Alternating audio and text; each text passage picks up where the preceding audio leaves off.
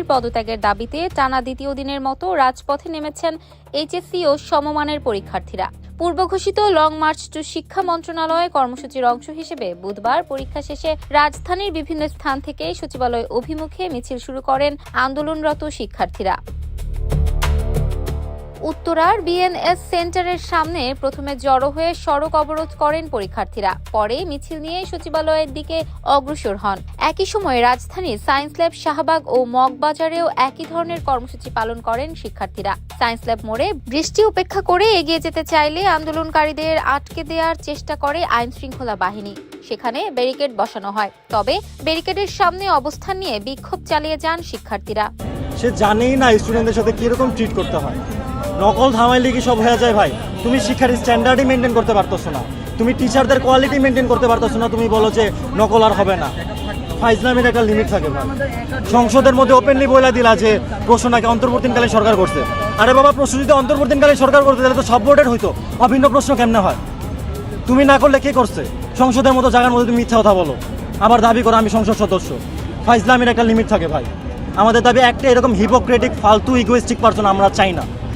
পদত্যাগ করো, মেলা অবস্থা খারাপ। শিক্ষার্থীদের অভিযোগ, টানা বৃষ্টি, জলাবদ্ধতা ও দেশের বিভিন্ন এলাকায় বন্যা পরিস্থিতির মধ্যেও পরীক্ষা নেওয়ায় হাজারো পরীক্ষার্থী চরম দুর্ভোগে পড়েছে।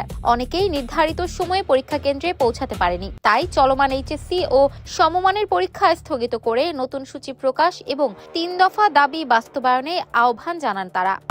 আসলে আমার অনেকজন এই কথা বলতে পারে, কিন্তু আমার অনেক বিশ্বাস উনি অনেক যোগ্য একজন ব্যক্তি, ঠিক আছে? কি ওনার অনেক ফাস্ট রিয়েক্ট করা উচিত। ওনার ফাস্ট রিয়েক্ট, উনি সোজাই স্টুডেন্টদের সাথে কন্ট্যাক্ট করলে ওনার সমস্যা কি এটা বুঝি না। উনি সোজা স্টুডেন্ট, ওনার যতটা ইনফরমেশন উনি পাইতেছে সব ফ্রড। আর উনি যদি এসব বুঝে শুনে করতেছে, ওনার মতো কারাপ্টেড পারসন আমি আমার লাইফে দেখিনি। সে যদি এমনটা না হয় ভাইয়া, তাহলে ওরও পতন এভাবেই হবে।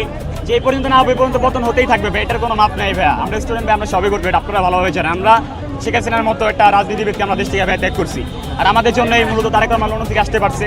হাসান আব্দুল্লাহ যেটা বললো, আমাদের জন্যই মানে ওদের সব অপরচুনিটি, যেটা মানে আমরা এটা মূলত গ্রহণ করে সো আমরা এরকম একটা শিক্ষামন্ত্রী চাই যে আমাদের স্বাধীনতা দিবে, আমাদের ভালো খারাপ উভয় দিক মানে চিন্তা করবে। এরকম শিক্ষামন্ত্রী না পাওয়া পর্যন্ত আমরা আমাদের এরকম চলতেই থাকবে যদি আমাদের সাথে এরকম অন্যায় করা হয়। পরিস্থিতি নিয়ন্ত্রণে রাজধানীর বিভিন্ন গুরুত্বপূর্ণ মোড়ে নিরাপত্তা জোরদার করা হয়। নীলক্ষেত এলাকায় মোতায়েন করা হয় বিজিবি। সায়েন্স ল্যাবে অতিরিক্ত পুলিশ সদস্যের পাশাপাশি রাখা হয় জলকামান। সচিবালয়মুখী সড়কগুলোতেও বাড়ানো হয় নজরদারি।